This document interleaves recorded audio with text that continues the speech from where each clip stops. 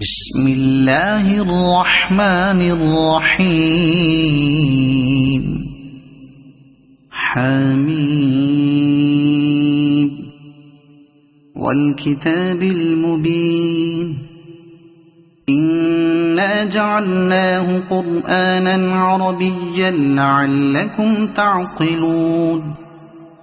وإنه في أم الكتاب لدينا لعلي حكيم أفنضرب عنكم الذكر صفحا أن كنتم قوما مسرفين وكم أرسلنا من نبي في الأولين وما يأتيهم من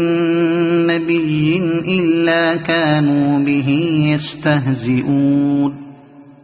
فأهلكنا أشد منهم بطشا ومضى مثل الأولين ولئن سألتهم من خلق السماوات والأرض ليقولن خلقهن العزيز العليم الذي جعل لكم الأرض مهدا وجعل لكم فيها سبلا لعلكم تهتدون